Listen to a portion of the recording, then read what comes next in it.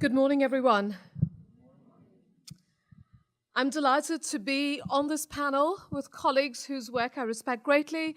I also want to thank the CRS program and staff and faculty for putting together this incredibly important symposium. At what is a difficult time for all of us, I've been looking forward to this symposium as a day to gather with students, faculty, and members of the community in order to be able to have some analytical conversations, because precisely that task of analysis always seems to be on hold as we face an everyday urgency and emergency in the context of Trumpism. I especially appreciate the invitation on this panel to reflect on our own scholarship and teaching and how that work might in fact change with the election of a person I refuse to acknowledge as my president.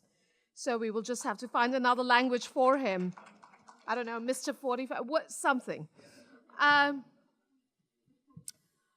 My own scholarship and teaching, as well as the work of the newly formed Institute on Inequality and Democracy, which I have the privilege to direct, is concerned quite squarely with inequality.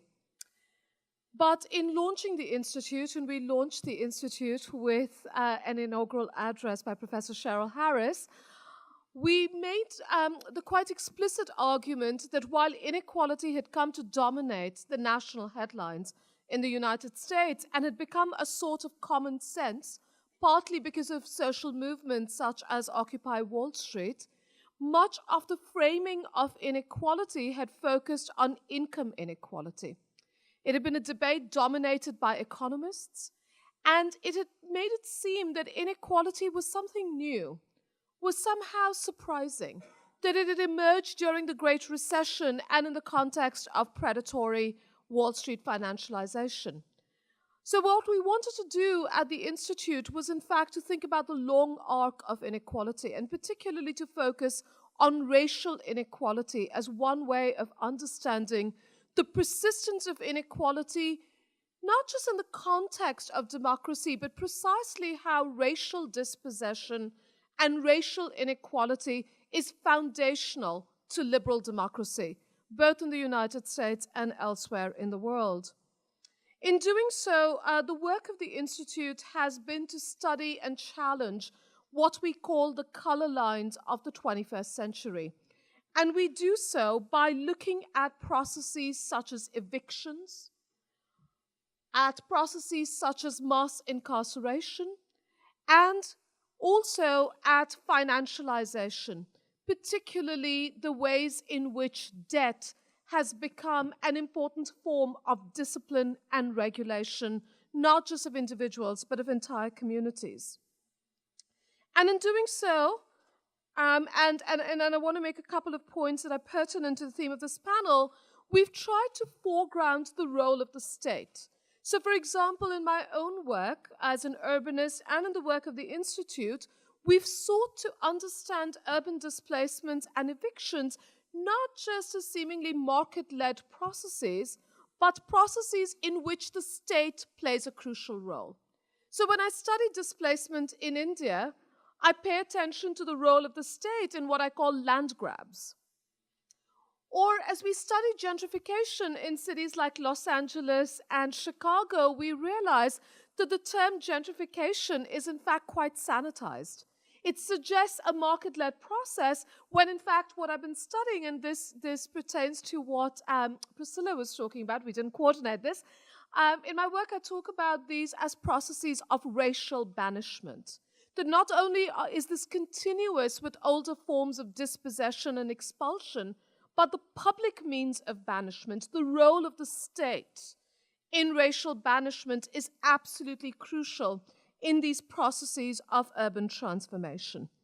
So of course, we're going to have quite a bit of time on this panel to think about the role of the state, but I wanted to signal how the violence of the state, of course, manifests itself not just in the prison, but as Priscilla noted, also in the welfare office, also in the aspiration to be a world-class city, also in the aspirations that are present in projects of urban development. But the other piece of our work at the Institute and work that I've been doing for a while is to think about wealth. And particularly given this morning's panel and the discussion of criminalization and our ongoing discussion of it in this panel, I'm struck by the ways in which we necessarily are concerned with the criminalization of immigrant populations, the criminalization of racial ethnic minorities. But what also needs attention is the decriminalization of wealth, and particularly the decriminalization of white wealth. So in the work that I do in India, right, I study for a long time. I've studied some of the poorest squatter settlements and slums in the world. But a few years into that work, I realized that many of the neighboring world-class glittering urban projects that had escaped my scrutiny were as illegal as any squatter settlement, right? That they violated the master plan, they enclosed land, they violated environmental regulations, and yet the illegalities of the rich and the wealthy pass as development. They are, in fact, constantly decriminalized and legalized by, in fact, what is my profession, urban planning. And so I'm very interested, precisely in the United States at this moment, to think about white wealth and how it has come to be not only whitewashed, but decriminalized. And we see this very much in the cast of characters who make up the Trump cabinet.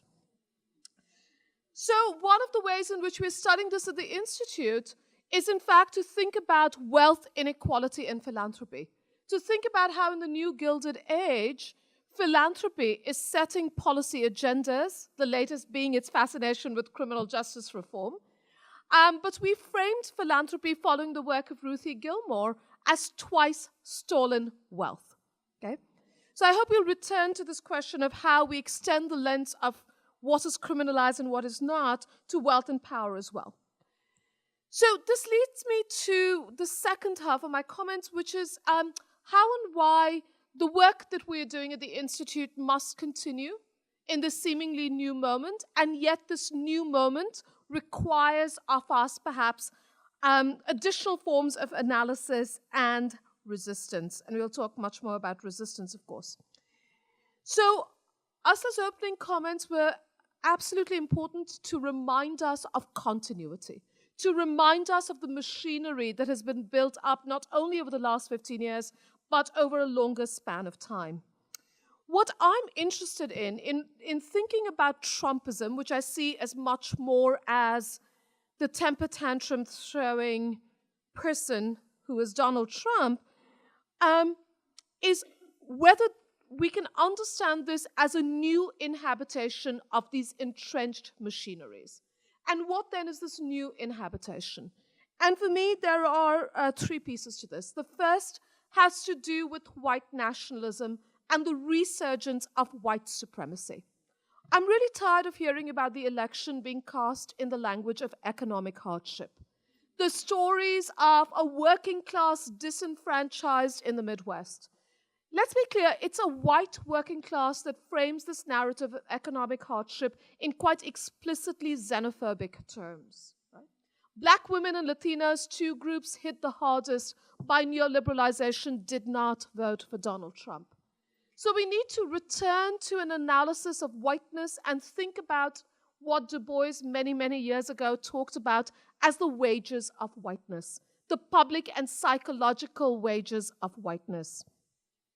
The second, in order to think about whiteness and white nationalism, we've got to think about it as a project that simultaneously plays out on multiple fronts, domestic and global.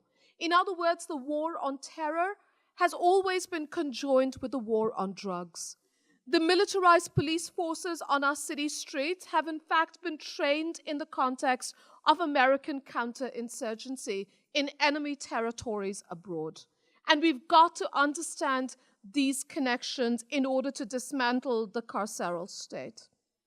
And then what I'm really struggling with is how we should think about the sort of state in the making and the inhabitation of white nationalism. So in the days after the election, I argued that what was at stake in the new Trump administration was an apartheid state. And that for many of us who'd come of political age fighting apartheid regimes, not only in South Africa, but also in Israel, Palestine, that we had to think about a campaign of divestment and sanctions here. But increasingly, of course, fascism is on my mind. And I'm going to leave you with two quick thoughts about fascism. So I've been rereading Paul Gilroy, particularly his book Against Race, where he tries to think about the connection between race and fascism.